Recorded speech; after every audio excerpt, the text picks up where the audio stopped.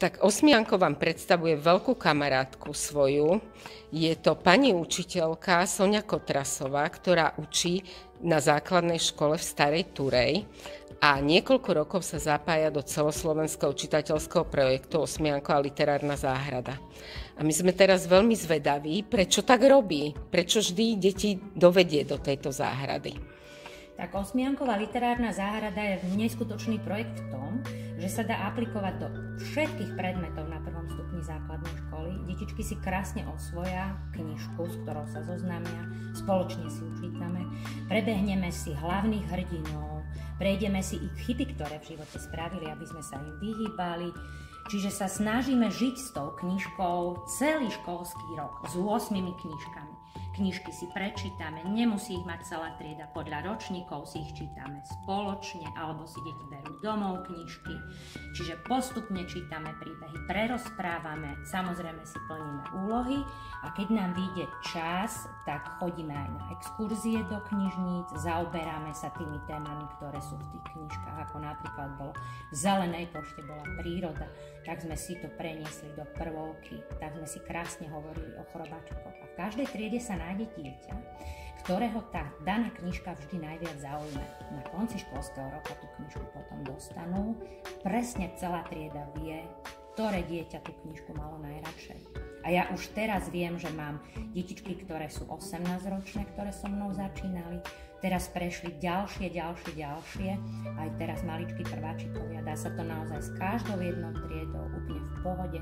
Nie je to ani finančne náročné, dá sa to všetko krásne aplikovať a využiť aj na vyučovanie, ale samozrejme pre život detičiek. Krásne sa tam rozoberajú témy priateľstva, sklamania, smútku, radosti a všetkých možných pocitov, s ktorými dieťa prichádza do styku.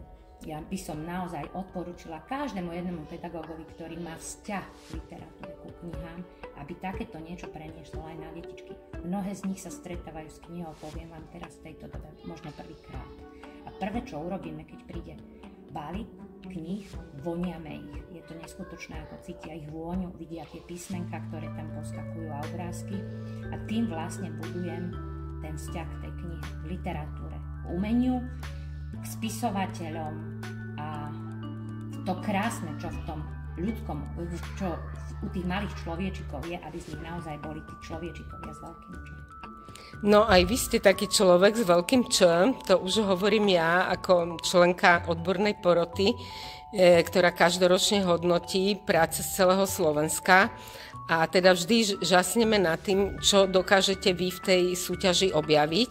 A samozrejme, že sú to aj ďalší pedagógovia. Ale mňa by teraz zaujímalo, čo si myslíte o deťoch, alebo ako ich vy poznáte, že či prichádzajú do školy, do tej prvej triedy, tí prváčikovia, už s tým, že knižky poznajú, že sa im doma číta, že vy viete, že je to dieťa, kde funguje doma tá kniha v rukách, kde kniha žije, alebo či naozaj je dnešný trend taký, že tie médiá, tie monitory, displeje prevažujú aj u dnešných detí, aj u prváčikov. Je to presne tak. Mnohé detičky nepoznajú úplne jednoduché, obyčajné ľudové rozprávky Dobšinského, Razusovu, Listy Bendovej, im tie mená nič nehovoria.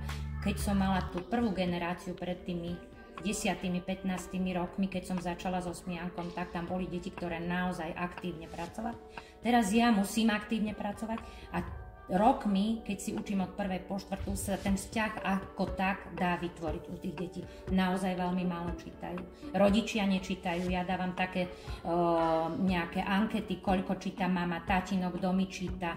Je problém potom aj udržať tie deti pri počúvaní, keď čítam ja. Čiže musím využívať dramatizáciu. Mám to šťastie, že mám asistentku, ktorá mi pomáha, čiže máme bábky a vtedy to dieťa chápe aj tie písmenka, ktoré sú v tej knihe. Je to naozaj v tejto dobe veľmi dôležité a detičky v rodinách veľmi málo prichádzajú do styku s knihou.